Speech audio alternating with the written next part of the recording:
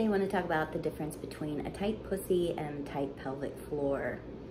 Our pelvic floor are the muscles that line our pelvic bone in the body, holds all organs into the body, also houses our urethral and anal sphincters, and our vaginal canal, for those of us who have vaginal canals. So a tight pelvic floor would mean that the muscles of the pelvic floor are gripping tightly to the bone of the pelvis.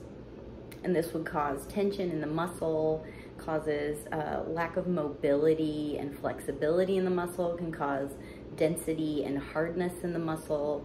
Some muscles in our body can calcify if they're not flexed and massaged or exercised, like the muscles in between our ribs, our intercostal muscles. Sometimes when people have CPR performed on them, especially older people, their ribs can break because those muscles become so tight and dense.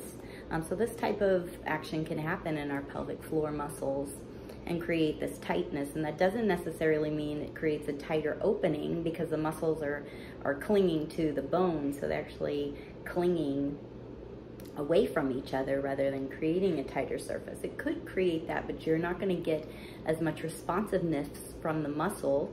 So as the receiver, as someone who has the tight pelvic floor, this could mean painful sex. It also causes issues with incontinence and other things like fibroids, period pains, stuff like that. It's important for men to be conscious of their pelvic floor also, because the pelvic floor muscle is the base muscle for your penis. So I've seen men with loose pelvic floor muscles and overly constricted pelvic floor muscles, and both can kind of create this dissociation between the penis and the body. It can be too tight where the flow of energy and sensation is not fully penetrating through this area. And so tight pelvic floor muscles in a male could constrict the flow of energy between the penis and the body, and sometimes creates this gap. This can sometimes be obvious physically, kind of like when, you know, a stuffed animal loses a stuffing in a joint, and the penis becomes detached from the body, but a little more floppy. And tightness and constriction in the pelvic floor, whether you're male or female, can constrict the flow of sensation and energy between these smaller and more vulnerable parts of the body and the larger muscles of the body. So tight muscles will grip around the bone and cling to the bone and spread that tension, you know, kind of increase that pattern of gripping throughout the muscle. When we can add breath and movement and allow some space and range within the muscle, this flexibility and strength, so that it can fluctuate rather than remaining in one petrified state.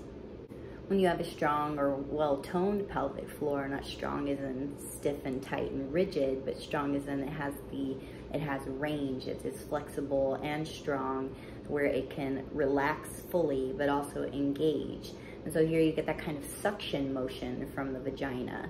And this is a stronger pelvic floor, which is what we might call a tighter pussy, because it can wrap around the penis.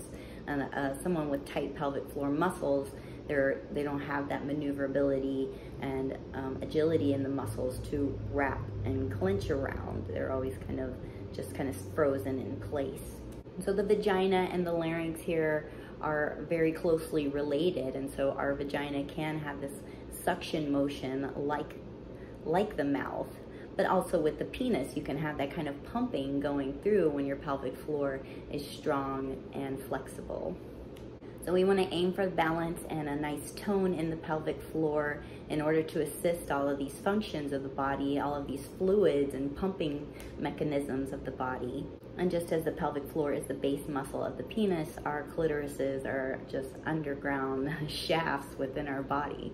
So it is also the base muscle of our vagina. I hope you found this information helpful and understanding a little bit more about the pelvic floor. Please check out my video on pelvic floor breathing if you haven't already, and I think you'll find a lot more helpful tips and exercises to help you get a strong and flexible pelvic floor. Message me if you have any questions. Thanks for watching.